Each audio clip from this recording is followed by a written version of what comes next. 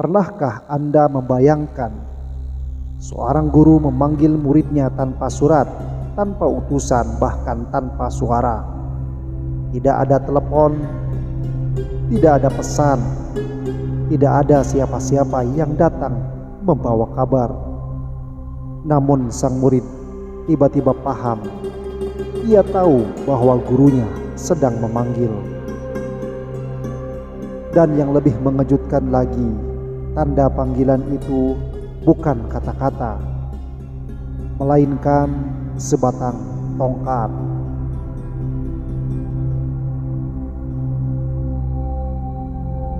Inilah kisah yang hingga hari ini masih diceritakan dari generasi ke generasi. Kisah karomah seorang ulama besar dari Madura, Kiai Haji Khalil Bangkalan. Benarkah tongkat itu sampai kepada muridnya yang berada di jauh di tempat lain? Ataukah ada rahasia besar di balik hubungan guru dan murid yang tak bisa dijelaskan logika biasa? Mari kita mulai kisahnya. Nama Kiai Haji Khalil Bangkalan sangat dihormati dalam sejarah Islam Nusantara. Beliau dikenal sebagai ulama besar dari Bangkalan, Madura. Ilmunya luas, akhlaknya tinggi, dan kewibawaannya membuat banyak orang segan sekaligus cinta. Bukan hanya masyarakat biasa yang datang menimba ilmu kepada beliau.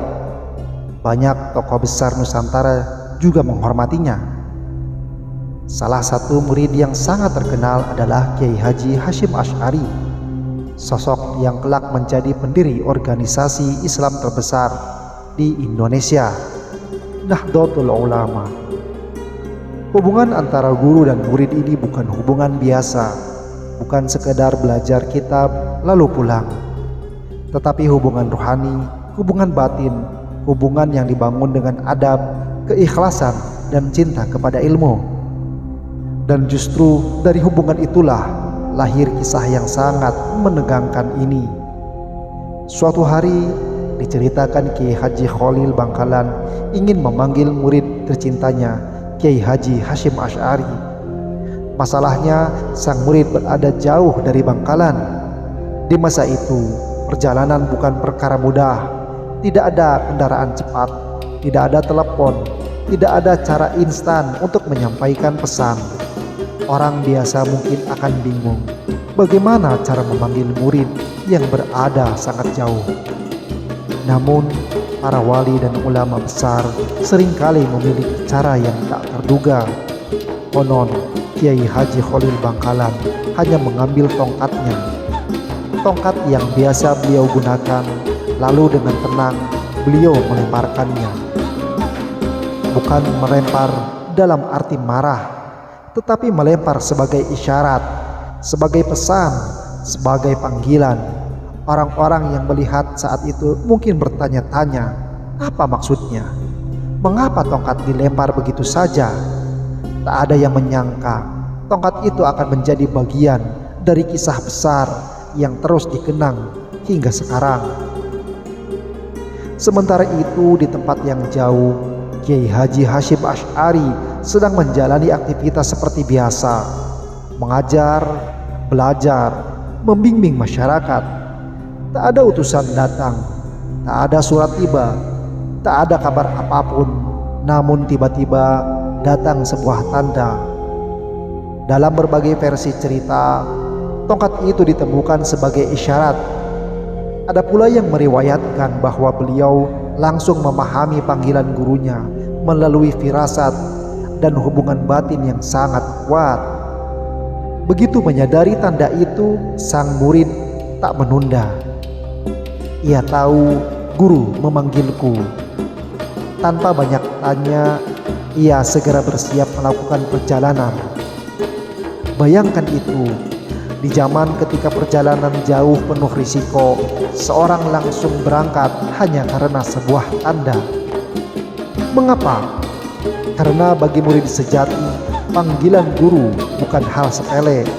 Itu kehormatan, itu amanah, itu keberkahan.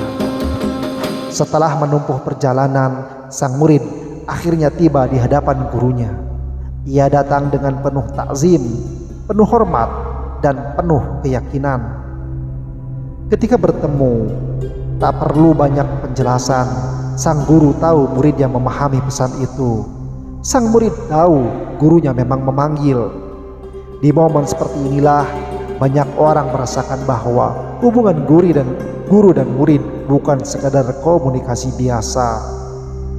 Ada adab yang hidup, ada cinta yang tulus, ada kepercayaan tanpa syarat, dan ada rahasia ilmu yang tak selalu bisa diukur dengan logika.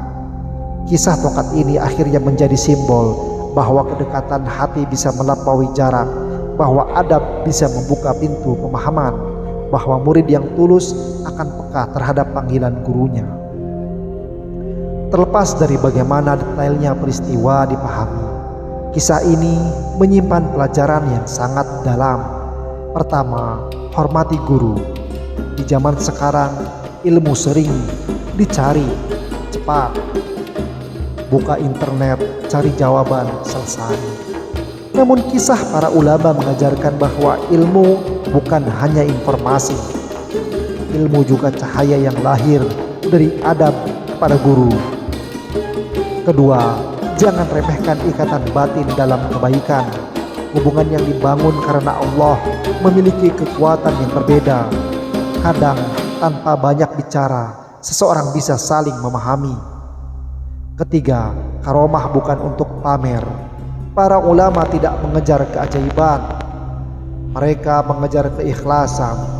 Dan justru karena keikhlasan itulah Allah memuliakan mereka dengan cara yang tidak biasa. Jadi, benarkah tongkat Kiai Khalil Bangkalan sampai kepada muridnya di tempat jauh? Sebagian orang meyakininya sebagai karomah, sebagian lain memaknainya sebagai simbol kedekatan guru dan murid. Apapun pandangan Anda, satu hal sulit dibantah. Kisah ini telah menginspirasi banyak orang untuk kembali menghormati ilmu, guru, dan adab. Kalau Anda suka kisah ulama seperti ini, tulis di komentar. Lanjutkan kisah kiai berikutnya. Jangan lupa like, subscribe, dan bagikan agar lebih banyak orang mengambil hikmah dari kisah para ulama. Sekian dari kami. Assalamualaikum warahmatullahi wabarakatuh.